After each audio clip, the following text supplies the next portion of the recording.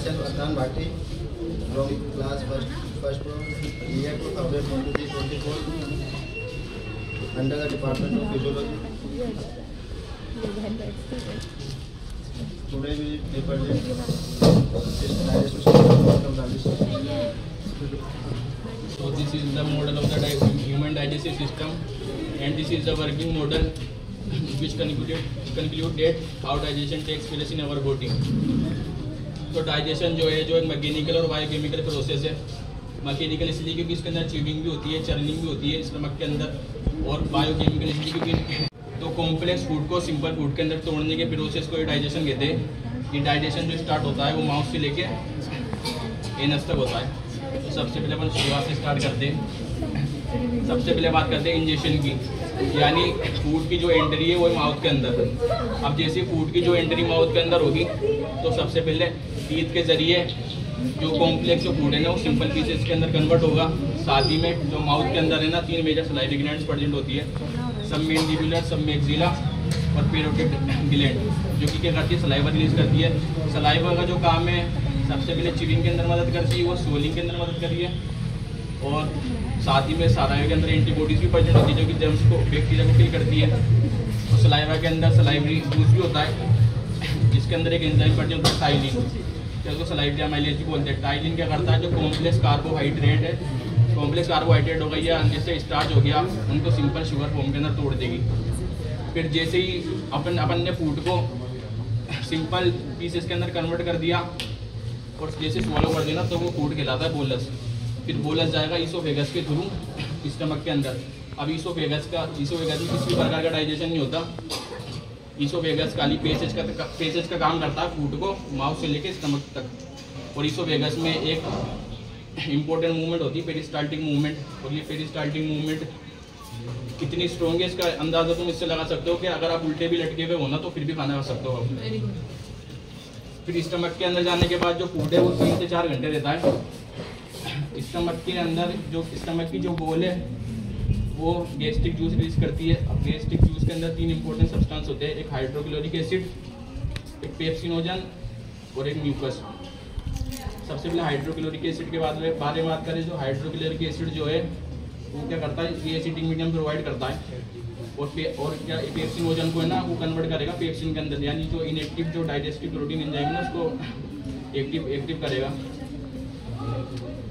और साथ ही में जो हाइड्रोक्लोरिक एसिड है जो ये हमें पता है जो फूड है ना वो साथ में हमारे जो फूड है न्यूट्रिएंट कंटेंट है, और साथ ही में ये जर्म्स कंटेंट भी होता है तो वो जर्म्स को भी मारता है। साथ ही में जो म्यूकस रहती है वो म्यूकस एक प्रोटेक्टिंग लेयर बना देती है स्टमक की लाइनिंग के ऊपर, ताकि जो है ना ACL है ना उसको अफेक्ट नहीं कर पाए स्टमक की लाइनिंग को। फिर स्टमक से होते हुए फूड फाइनली एंटर करता है स्मॉल इंटेस्टाइन के अंदर। यहाँ पर एंटर करने के लिए एक स्फिंक्टर होता है जिसको पाइलोरिक स्फिंक्टर बोलते हैं, और स्मॉल इंटेस्टाइन वो पार्ट है जहाँ पर मैक्सिमम डाइजेशन और मैक्सिमम एब्जॉर्प्शन होता है। स्मॉल इंटेस्टाइन से 2 पार्ट कनेक्टेड रहते हैं, लिवर और पेनक्रियास। अब ये 2 ऐसे ऑर्गन दिए क्योंकि खाने से होगा तो गुजरता नहीं है, पर ये ऐसे केमिकल और एंजाइम यूज करते हैं जो कि डाइजेशन के अंदर बहुत मदद करते हैं। इससे लीवर के बारे में बात करें, लीवर क्या रिलीज करता है, बाइल जूस रिलीज करता है, और वो स्टोर हो जाता है गॉल ब्लैडर के अंदर। फाइनली ये किसके अंदर ओपन करते हैं, बदन के अंदर।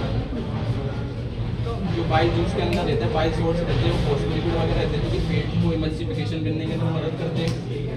साथ ही में पेनक्रियास जो है तभी मदद करता है, पेट का इमल्सिफिकेशन हो जाता है। पेनक्रियास रिलीज करता है पेनक्रियाटिक जूस, वो भी ओपन करता है ड्यूटेनम के अंदर। पेनक्रियाटिक जूस के अंदर 3 एंजाइम्स होते हैं, अमाइलेज, टाइलिन और लाइपेज। जो अमाइलेज है वो स्टार्च के डाइजेशन के अंदर मदद करेगा, जो टाइलिन है वो टाइलिन जो स्टार्च के डाइजेशन में मदद करेगा, जो अमाइलेज है वो प्रोटीन के डाइजेशन में मदद करेगा, और जो लाइपेज है वो पेट के डाइजेशन में मदद करेगा।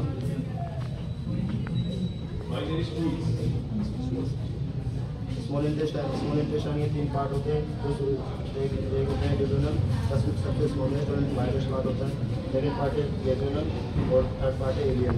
स्मॉल इंटेस्टाइन है वो एलियन के बाद शुरू होती है और पाइलोरिक स्फिंक्टर से शुरू होती है और एलियन के बाद जाती है। इसके अंदर ड्यूडेनम के अंदर एक ओपनिंग होती है जिसको बॉर्डर बोलते हैं, जिसके अंदर डक्ट आते हैं कॉमन बाइल डक्ट आती है, और स्फिंक्टर ऑफ बॉडी के थ्रू स्मॉल इंटेस्टाइन के अंदर ओपन होती है। स्मॉल इंटेस्टाइन में जाके तो उसके अंदर बहुत सारे नए सब्सटेंसेस होते हैं, एंजाइम्स होते हैं, डाइजेस्टिव एंजाइम्स।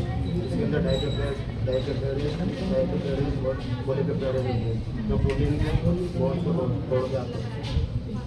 उसके बाद एक एंजाइम होता है लाइपेज और डाइजेशन करता है इसका लिपिड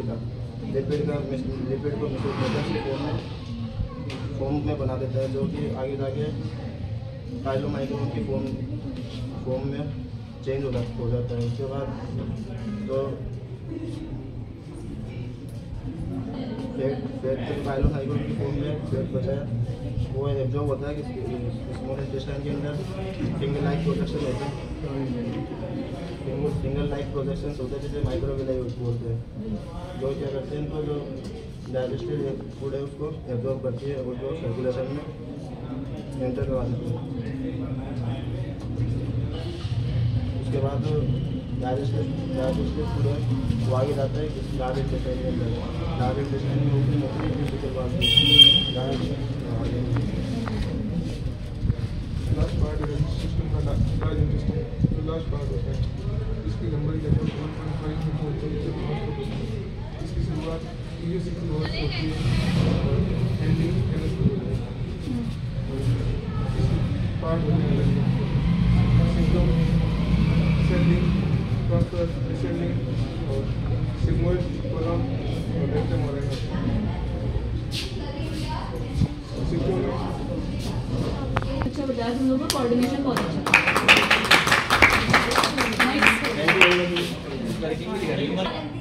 ये वाला दिखेगा नहीं अंदर। बस गया नीचे से